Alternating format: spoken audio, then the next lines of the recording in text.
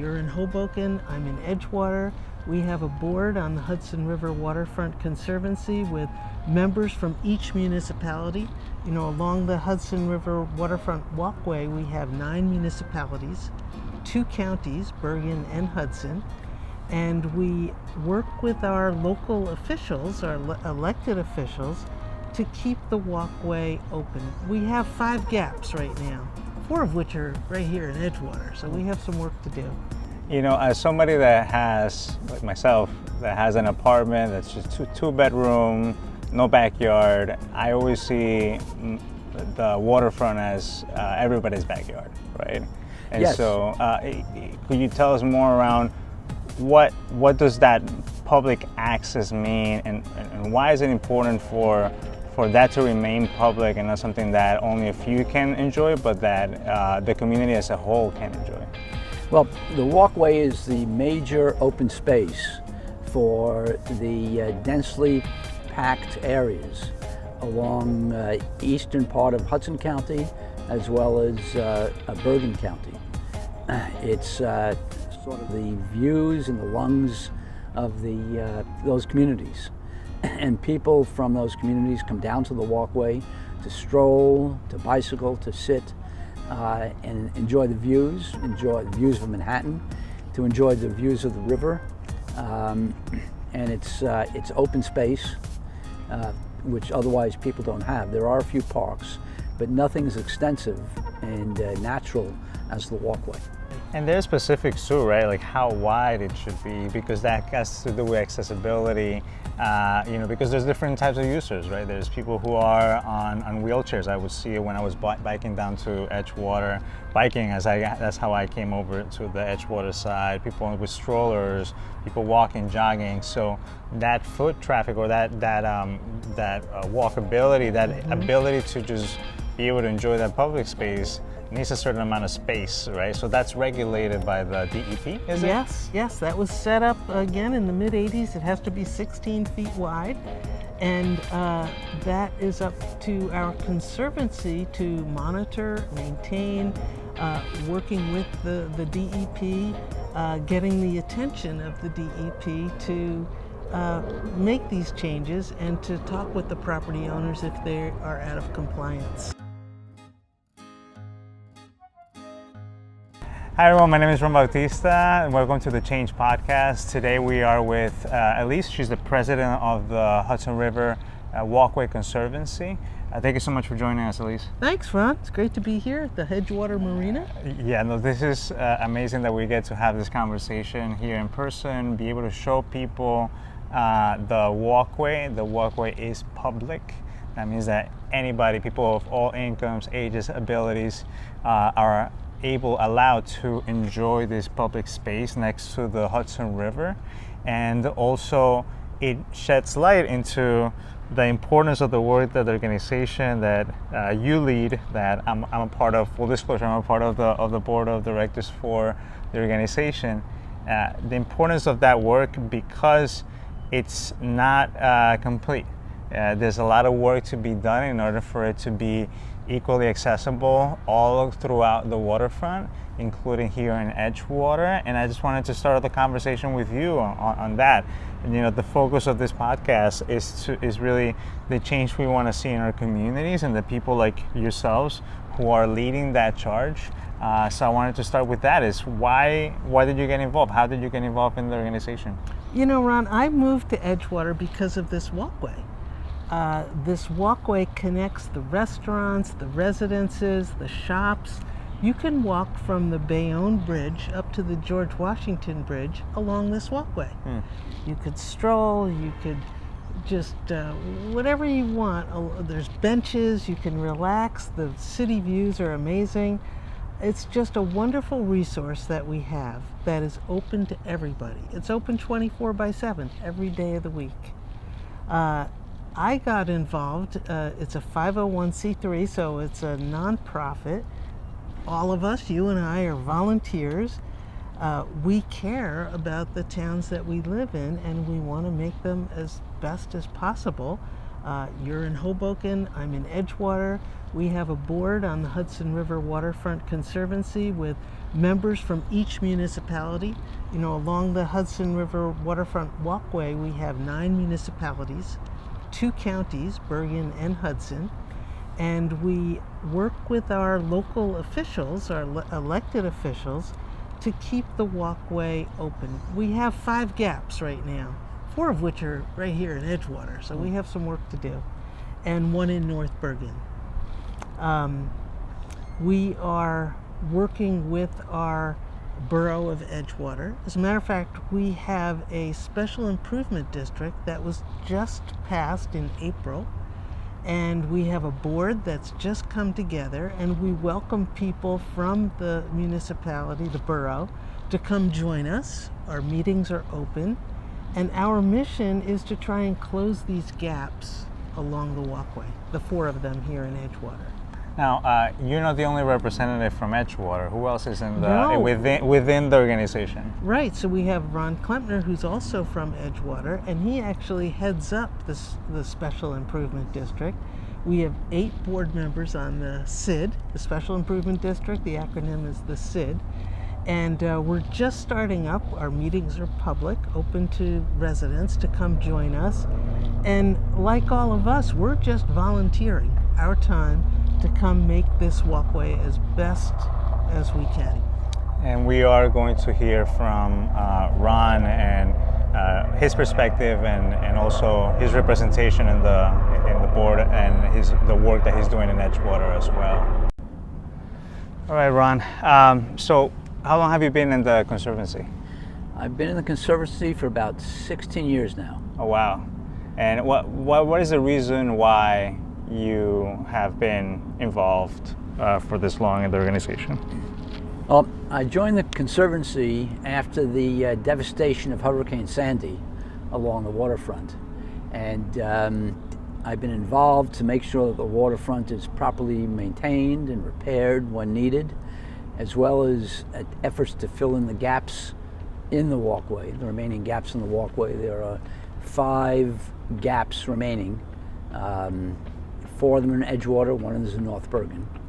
And the Conservancy has been instrumental in working with the DEP to see to it that those gaps get closed. Around 40 to 50 years ago, the state of New Jersey created the framework to develop a walkway along the waterfront from Edgewater all the way down through Bayonne. But it left it up to the individual towns to see to it that the walkway in those towns got properly developed. The Conservancy has been very instrumental in seeing to it that the towns and the DEP bring the appropriate actions to develop and maintain the walkway and public access to the waterfront, which is part of the walkway legislation. You know, as somebody that has, like myself, that has an apartment that's just two bedroom, no backyard, I always see the waterfront as everybody's backyard, right? And yes. So, could you tell us more around what does that public access mean, and why is it important for that to remain public and not something that only a few can enjoy, but that the community as a whole can enjoy? Well, the walkway is the major open space for the densely packed areas along eastern part of Hudson County as well as Bergen County. It's sort of the views and the lungs of those communities. And people from those communities come down to the walkway to stroll, to bicycle, to sit, and enjoy the views of Manhattan, to enjoy the views of the river. And it's open space, which otherwise people don't have. There are a few parks, but nothing as extensive and natural as the walkway. And what would you say is that call? You have been able to work with different elected officials, community leaders, and many of those things through the work that the Conservancy does, and the knowledge that this organization has. What would you say is your call to action to the residents of Edgewater, in this case, that where we are at right now, in terms of, why isn't the walkway already all set? Can we all enjoy it already? Why should we get involved? Well, there are two things. The Hudson River is continually evolving, and as a result, the walkway and the areas around the walkway have to be constantly maintained, properly maintained. Secondly, as I said, there are a number of remaining gaps in the walkway. Those gaps should be filled and completed, at least on a temporary basis, where there are vacant lots. And people should, in the local community, get involved to see to it that the town and the state government, the DEP, especially the DEP, does the proper job in enforcing regulations that allow the walkway to become a reality. The DEP is down in Trenton. They tend to be remote. They tend not to focus on the urban areas of northern New Jersey. But again, the walkway is probably the prime recreational area in this part of the state along the Hudson River. And without people's involvement, it becomes neglected. Yeah, and isn't it, because it's from the DEP, is there any potential also funding from the state government also to make those improvements in the walkway? Well, the state government reacts to people's involvement. Yeah. So if people get involved in the Conservancy and support the walkway, it sends a message to the politicians that funding is required to maintain what is an asset, not just for the people living along the walkway, but for the people inland that come and enjoy the walkway, whether it be people bicycling along the entire length of the walkway, or just people walking or enjoying benches along the walkway. The borough of Edgewater has developed a very nice park, Veterans Field Park, about 2 miles to the north of here, on the walkway. It has playground areas, ball fields, a water park in the summertime that is open to everyone. It's not restricted to residents of Edgewater. And maintaining and keeping those type of facilities open is a reason for people to get involved. And what some of the work that you have done so far involving elected officials in Edgewater? Well, one thing we did, we spent about 5 years to get the borough of Edgewater to create a special improvement district. It's unique in the state of New Jersey in that it's a special improvement district devoted exclusively to the walkway and to the waterfront. We were able to get local residents in the town involved and pushing for it. One of the major reasons why we felt we needed an improvement district in Edgewater was because there is no uniformity of maintenance and repair and rules governing the walkway. Each individual property owner, based on how the state created the walkway, is responsible for their own piece of property. Some of them do a great job, and some of them are a little bit negligent in how they maintain their properties. By creating a special improvement district, we allow for uniformity of maintenance and repair, uniformity of rules, so we don't have dangerous motorized vehicles, electrical bikes and such, along the waterfront. Those are the type of things that a special improvement district can do that individual property owners cannot do. And who have you been involved with in order for the creation of this? I want the listeners to know that a resident of Edgewater, a resident of this municipalities that share the waterfront, have the capacity of, hey, I can reach out to my elected official and connect with like-minded neighbors, so that way the elected officials listen, want to collaborate. What's your trick? Share us your trick. It's just a matter of persistence. We worked extensively with the mayor, Mayor McPartland, who's been supportive of our efforts. Councilman Bartolomeo has been very supportive. He was one of the early supporters of the improvement district and the walkway. We've also worked with our local senators and assemblymen, all of whom come down and enjoy the walkway, even though they live several miles inland. They're aware of it, and they're aware of what a great amenity it is for the people in their district. And like I said, we work with them to obtain funding from them and to get the state, the DEP, to pay attention to issues involving the walkway.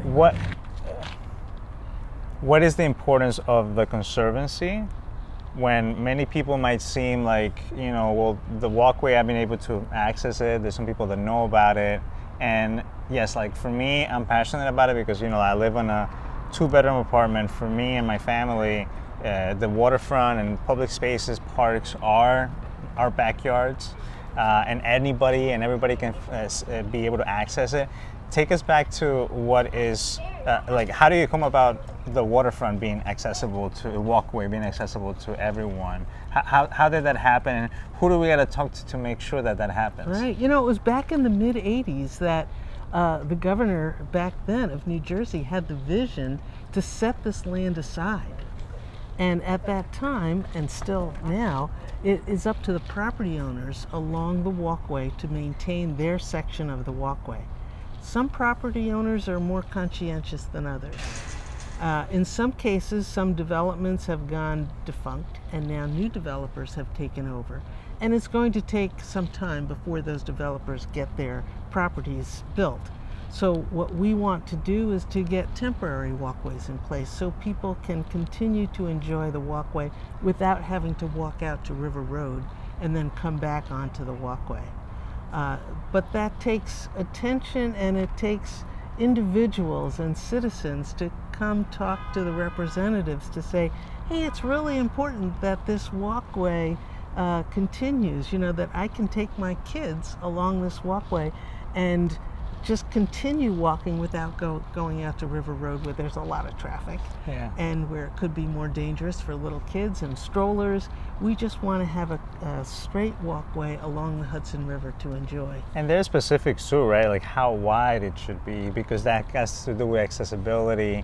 Because there's different types of users, right? There's people who are on wheelchairs. I would see it when I was biking down to Edgewater, that's how I came over to the Edgewater side. People with strollers, people walking, jogging. So that foot traffic, or that walkability, that ability to just be able to enjoy that public space needs a certain amount of space, right? So that's regulated by the DEP, is it? Yes, that was set up again in the mid-'80s. It has to be 16 feet wide, and that is up to our Conservancy to monitor, maintain, working with the DEP, getting the attention of the DEP to make these changes and to talk with the property owners if they are out of compliance. What would you say are some of the key issues that people should be paying attention to when it comes to the walkway? Because the walkway goes from beyond to edge, all the way to the George Washington Bridge.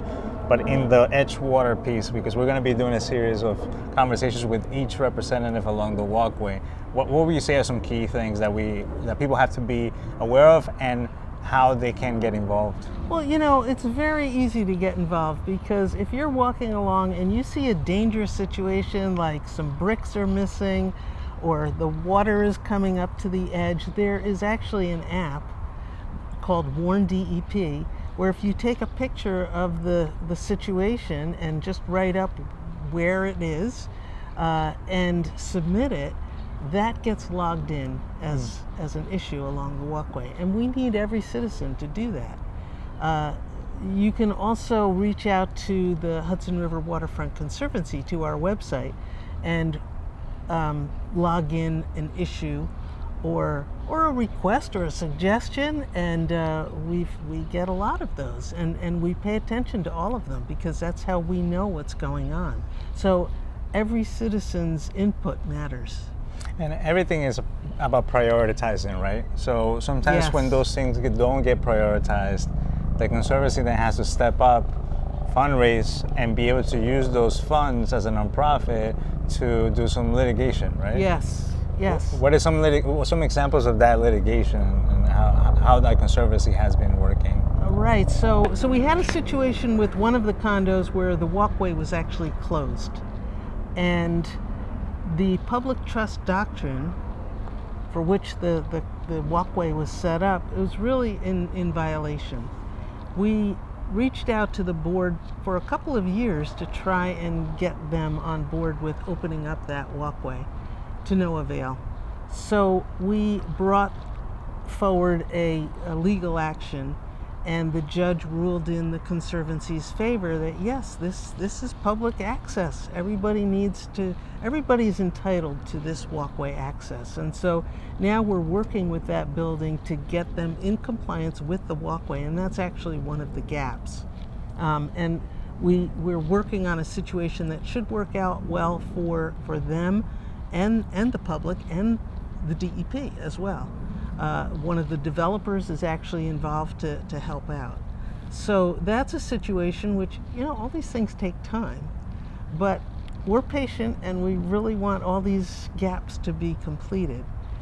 We have another situation with one of the developments along the walkway, and again, working with the DEP to prioritize it, for wheelchair access, so that we can get the right attention and priority to get the walkway accessible to everybody, not just people who are mobile on their feet, but people who need wheelchairs. Yes, no, it's so crucial, to really have that eye for those details that sometimes, if it's not our situation, people don't see it. So having that diverse set of views and people who are looking out for the waterfront and like the accessibility piece is definitely important. Now, what would you say is a call to action to everybody who's watching, residents, neighbors, people who want to get more involved on Edgewater and the walkway? What would you say is one of those calls to action? What would you like them to do? Well, very easy is if you see a situation along the walkway that could be dangerous, we really love you to report that to that app, Warn DEP, and there's actually a phone number as well to do that. Or you could just send that information to our website, the Hudson River Waterfront.org, and there's a section there that you can report that. We have a special improvement district that's just been set up. Those meetings are open to the public, so we would invite the residents to come join us there and get involved in whatever way. We have a lot of work ahead of us on that. We have an engineer that we'll hire. We have a lawyer. We have a property manager, and a budget. We want to, keep the budget lean and work with, with what we can do to keep the walkway well managed, well maintained, protected, safe, and most of all, accessible to everybody. I want you to talk about the walks. So there was walks before to walk the waterfront, like an organized walks. Yes. Tell us about that aspect of the organization, which we're looking to reactivate. Well, we'd like to reactivate it, and thank you for putting this podcast together to bring the focus to that. Yeah. We did have walks like every 2-3 months, and we take a certain section of the walkway to invite the public to come out, and we had good attendance. And we also partner with other organizations to do those walks. So we'd like to resurrect those. We'd welcome the public to come join them, and to watch this podcast and to react to it and tell us what you think. And that's the way that you got involved with the Conservancy back in the day, right? It was through a walk. It is. I moved to Edgewater and I heard there were walks along the walkway, and I said, wow, I really want to learn where I live here. And joined those walks and was able to explore 18.5 miles of the walkway in sections. Over 2 years we did the 18.5 miles. Amazing.